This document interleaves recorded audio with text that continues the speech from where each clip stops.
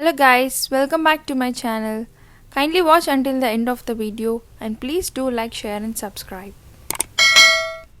The brain is an amazing 3-pound organ that controls all the functions of the body, interprets information from the outside world and embodies the essence of the mind and soul. Intelligence, creativity, emotions and memory are a few of many things governed by the brain. Protected within the skull, the brain is composed of the cerebrum, cerebellum and the brainstem. The brain receives information through our 5 senses: sight, smell, touch, taste and hearing, often many at one time.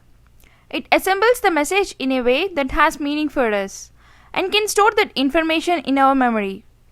The brain controls our thoughts, memory and speech, movement of the arms and legs, and the functions of many organs within our body.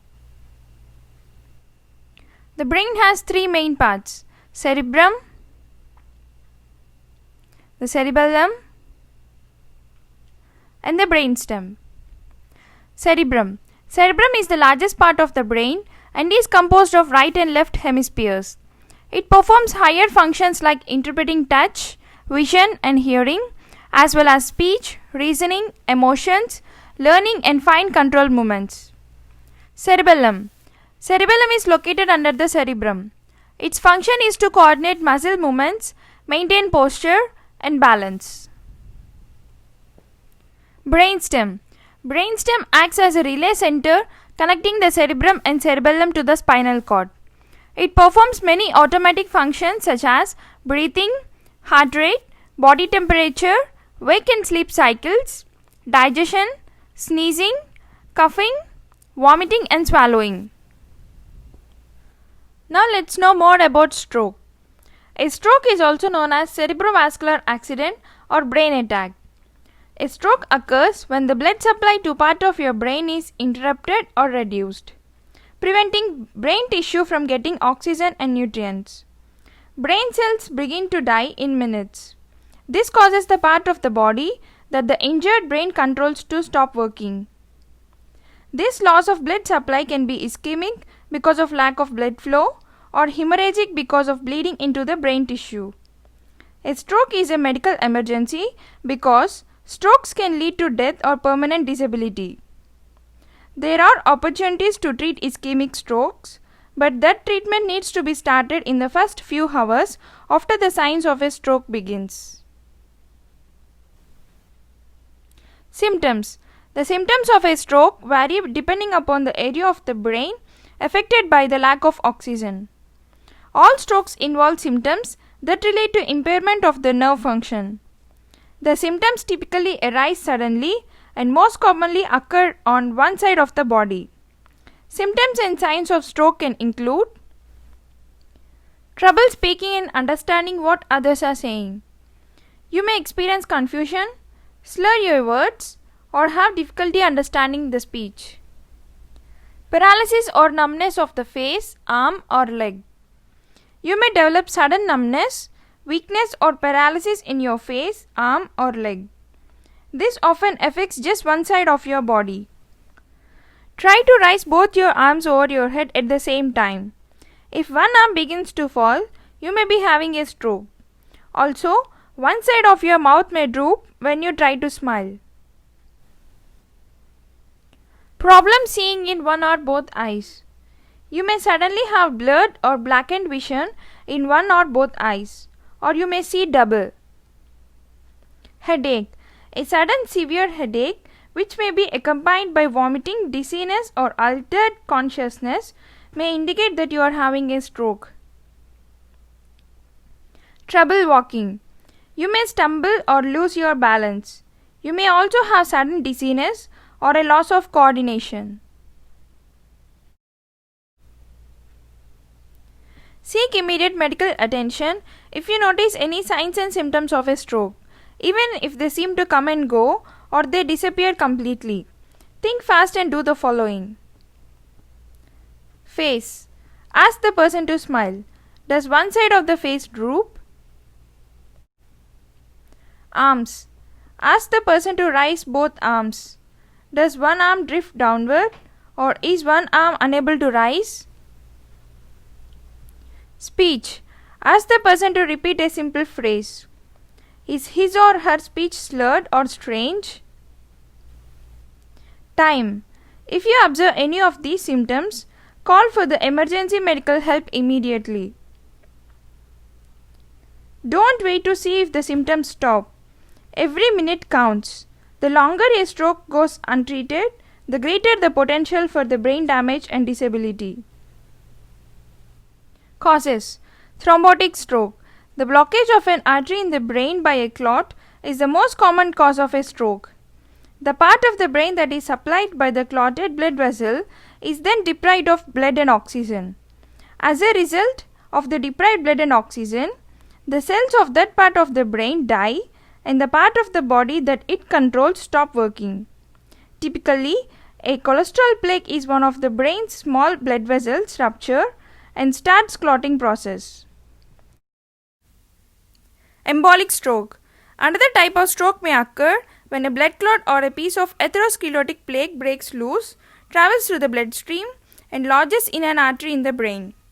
When blood flow stops, brain cells do not receive oxygen and glucose they require to function, and a stroke occurs. This type of stroke is referred to as an embolic stroke. For example, a blood clot might originally form in the heart chamber as a result of an irregular heart rhythm like atrial fibrillation. Usually these clots remain attached to the inner lining of the heart, but occasionally they can break off, travel through the bloodstream or embolize, block a brain artery and cause a stroke. An embolism, either plaque or clot, may also originate in a large artery and then travel downstream to clog a small artery within the brain. Cerebral hemorrhage. A cerebral hemorrhage occurs when a blood vessel in the brain ruptures and bleeds into the surrounding brain tissue. A cerebral hemorrhage causes stroke symptoms by depriving blood and oxygen to the parts of the brain in a variety of ways. Blood flow is lost to some cells. Additionally, blood is very irritating and can cause swelling in the brain tissue, also known as cerebral edema. Edema and the accumulation of blood from a cerebral hemorrhage increases pressure within the skull and causes further damage by squeezing the brain against the bony skull. This further decreases blood flow to the brain tissue and its cells. Subarachnoid hemorrhage. In a subarachnoid hemorrhage, blood accumulates in the space beneath the arachnoid membrane that lines the brain. The blood originates from an abnormal blood vessel that leaks or ruptures. Often this forms an aneurysm. Subarachnoid hemorrhages usually cause a sudden severe headache, nausea, vomiting, light intolerance and stiff neck. If not recognized and treated, major neurological consequences such as coma and brain death may occur. Vasculitis. Another rare cause of stroke is vasculitis, a condition in which the blood vessels become inflamed, causing decreased blood flow to the parts of the brain. Migraine headache. There appears to be a very slight increased occurrence of stroke in people with migraine headache. The mechanism of migraine or vascular headaches includes narrowing of brain blood vessels. Some migraine headaches episode can even mimic stroke with loss of function of one side of the body or vision or speech problems. Usually the symptoms resolve as the headache resolves. Types of stroke. Strokes are usually classified by what mechanism caused the loss of blood supply, either ischemic or hemorrhagic. A stroke may also be described by what part of the brain was affected and what part of the body stopped working. Ischemic stroke. An ischemic stroke is caused by an artery in the brain being obstructed or blocked, preventing oxygen-rich blood from being delivered to the brain cells. The artery can be blocked in a couple of ways. In an embolic stroke, the artery is blocked because of the debris or clot that travels from the heart to another blood vessel. An embolus or an embolism is a clot, a piece of fatty material or other object that travels within the bloodstream that lodges in a blood vessel to cause an obstruction. Blood clots that embolize usually arise from the heart. In a thrombolic stroke, an artery can narrow over time because of cholesterol buildup called plaque. If that plaque ruptures, a clot is formed at the site and prevents blood from passing to brain cells downstream, which are then deprived of oxygen. Hemorrhagic stroke. Hemorrhagic stroke occurs when a blood vessel leaks and splits blood into the brain tissue. Those blood cells stop working. The bleeding or hemorrhage is often due to poorly controlled high blood pressure that weakens the wall of an artery over time. Blood may also leak from an aneurysm, a congenital weakness or ballooning of an arterial wall, or from an AVM, arteriovenous malformation, a congenital abnormality where an artery and a vein connect incorrectly. The bleeding can form a hematoma that directly damages the brain cells and may also cause swelling that puts further pressure on the surrounding brain tissue. Transient ischemic attack or TIA. A transient ischemic attack is also known as mini stroke. It is a temporary period of symptoms similar to those who would have a stroke. A TIA does not cause permanent damage. They are caused by a temporary decrease in the blood supply to the part of your brain, which may last as little as 5 minutes.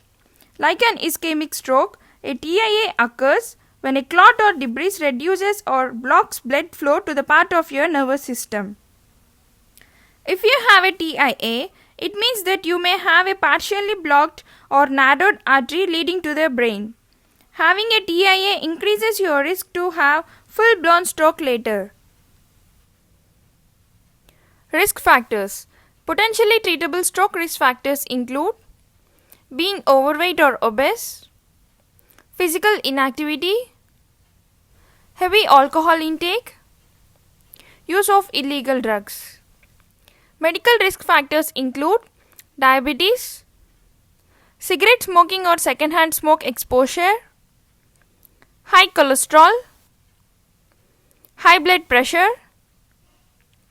cardiovascular diseases, personal or family history of stroke, heart attack or transient ischemic attack. Complications. A stroke can sometimes cause temporary or permanent disabilities depending on how long the brain lacks blood flow and which part was affected. Complications may include paralysis or loss of muscle movement. You may become paralyzed on one side of your body or lose control of certain muscles, such as those on one side of your face or one arm. Difficulty talking or swallowing. A stroke might affect control of the muscles in your mouth and throat, making it difficult for you to talk clearly, swallow, or eat.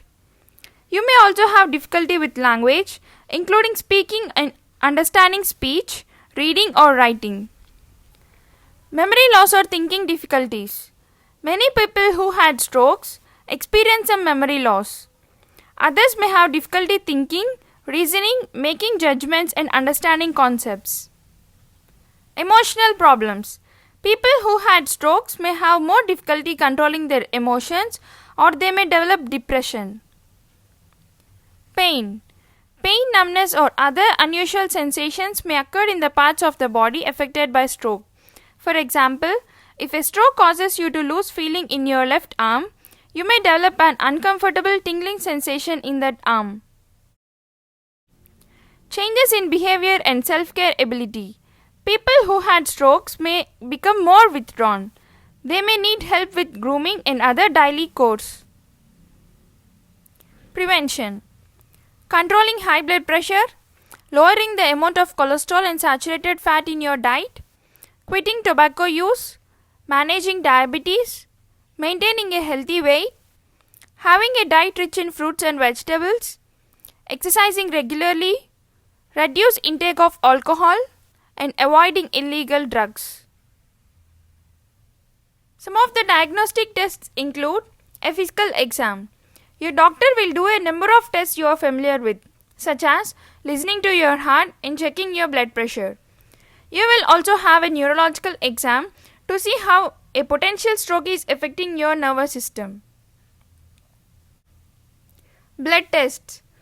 You may have several blood tests, including tests to check how fast your blood clots, whether your blood sugar is too high or low, and whether you have an infection.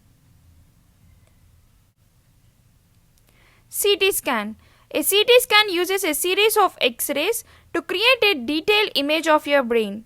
A CT scan can show bleeding in your brain, an ischemic stroke, a tumor or other conditions. Doctors may inject a dye into your bloodstream to view your blood vessels in your neck and brain in greater detail. MRI. An MRI uses powerful radio waves and magnets to create a detailed view of your brain. An MRI can detect brain tissue damage by an ischemic stroke and brain hemorrhages. Your doctor may inject a dye into your blood vessel to view the arteries and veins and highlight blood flow. Carotid ultrasound.